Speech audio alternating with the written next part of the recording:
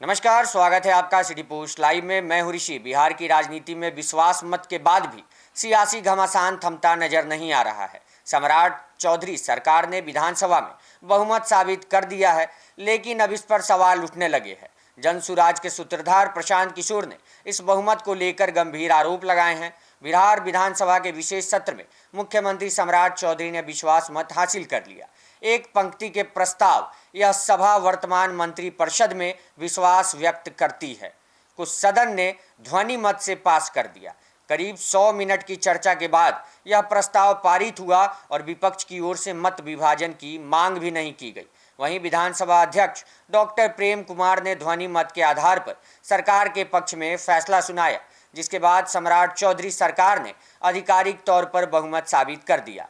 लेकिन इस विश्वास मत पर अब जनसुराज के सूत्रधार प्रशांत किशोर ने सवाल खड़े किए हैं। खगड़िया में मीडिया से बातचीत के दौरान उन्होंने कहा कि यह बहुमत जन समर्थन का वास्तविक बहुमत नहीं है। प्रशांत किशोर ने आरोप लगाया कि यह बहुमत लोकतांत्रिक तरीके से नहीं बल्कि बैकडोर से हासिल किया गया है। उन्होंने यहाँ तक कहा कि 10,000 रुपये में खरीदा गया बहुमत है।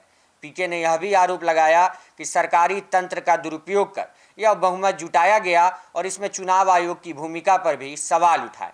उन्होंने कहा कि जिन लोगों ने इस बहुमत को तैयार करने में भूमिका निभाई, उन्हीं लोगों ने पहले नीतीश कुमार को हटाया और फिर अपने पसंद के नेता को मुख्यमंत्री बना दिया। प्रशांत किशोर ने मुख्यमंत्री सम्राट चौधरी की राजनीतिक पृष्ठभूमि पर भी निशाना साधा। उन्होंने कहा कि सम्राट चौधरी अपने दम पर मुख्यमंत्री नहीं बने हैं, बल्कि उन्हें केंद्र के शीर्ष नेतृत्व नरेंद्र मोदी और अमित शाह के समर्थन से यह पद मिला है।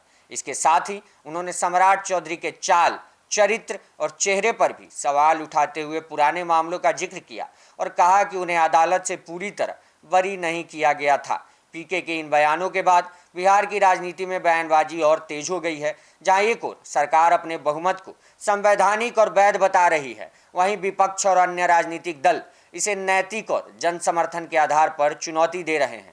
कुल मिलाकर विश्वास मत के बाद भी बिहार में सियासी घमासान जारी है। अब बड़ा सवाल यही है, क्या यह विवाद आने वाले दिनों में और गहराएगा या फिर सरकार अपने कामकाज के जरिए इन आरोपों का जवाब दे पाएगी? ये तो देखने की बात होगी। तब तक के लिए विदा चाहते हैं आपसे। देखते रहे सिटी पोस्ट लाइव। धन्यवाद।